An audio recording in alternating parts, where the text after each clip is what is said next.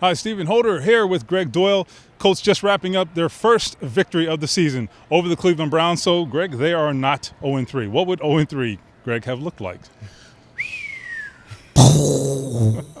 Did that work?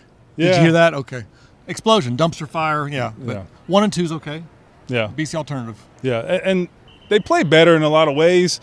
First half was impressive. In fact, they still can't finish because they're the Colts and they self-destruct, penalties and the like, big plays or allowing big plays on defense. But are they at least alive and they showed a pulse? Does that at least give you some reason to maybe not bury them? Oh, yeah, I like Brissett. I mean, this is not me saying I don't know what to do when Luck comes back. I know what to do when Luck comes back. You play Luck. But, my goodness, Brissett's not the reason they almost lost today, and Brissett's not the reason they lost last. Well, yeah, kind of is the reason, but only because that one throw. He's fine. The Colts have other things, but Brissett's been a really nice surprise, and frankly, he's working his way into becoming a really, truly great asset to the point that, and we're a year or two away from this decision, but do they keep that guy and have a really good backup, or do they trade him in a year or so for something more valuable than a backup? Yeah, I mean, given what's out there in the NFL at backup quarterback, it's a real conversation. He's a starter. Yeah. Not here when Luck comes back, but he's a starter. Now, you mentioned Luck, and that is an important sublot today because we got word today he's getting closer. He may practice as early as this week. Now, that doesn't mean he plays next week in Seattle. That's not going to happen, but certainly steps in the right direction. If this team can eke out another win here in the next couple of weeks and get Andrew Luck back, Houston lost today again, I mean, they're not out of this thing. It's not – is it crazy talk, or what do you think? Well, you look what happened today. Houston looks pretty good. They do. Jacksonville looked unbelievable.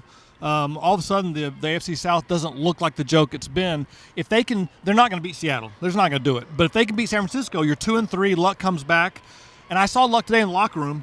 Like all signs, we don't have any hard. No one's on the record saying what's going to happen, but every sign indicates he's getting closer. Including, it's a small thing, but this is the first game I've seen him in the locker room. When we come in, normally he's not there. He doesn't want us to see. He doesn't want to see us. He doesn't want to see him. He doesn't want to talk to us, really. His shirt was off. Yeah. Not to be a jerk about this, his shirt was off, and he looked fine. And I mean, by that I mean he didn't look like he was wasting away. That's the rumor. Oh, Andrew's lost 40 pounds. No, he hadn't. No, he's at his playing weight. I think we're pretty close. Yeah.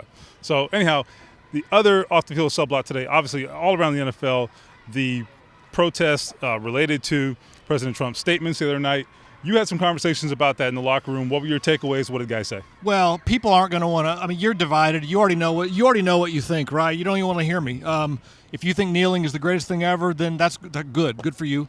And if you think these ungrateful black millionaires ought to be more grateful, there's nothing I can say that's going to convince you you're wrong about that. But Darius Butler and Rashawn Melvin, two of the smarter guys, older guys, savvier, just really good guys in that locker room. They knelt and had a lot of deep things to say about it, and it's not about the military or anything. And you can move the goalposts anywhere. There's some goalposts right over there. You can move the goalposts way over there. That's not what they're protesting about. If that makes you feel better, okay, they're protesting the military. No, they're not.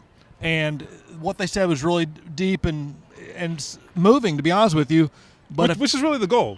Well, conversation. But no one's listening. I know, but that's the goal. They're preaching to their choir, right, and they're preaching against the other choir, just like Trump is preaching to his choir and against the other choir. Nobody. I'm not saying it's futile. Conversations have to be had, but no one's listening. We're all yelling, and no one's listening.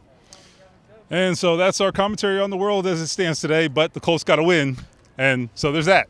Thanks for watching. I'm Stephen Holder with Gregg Doyel.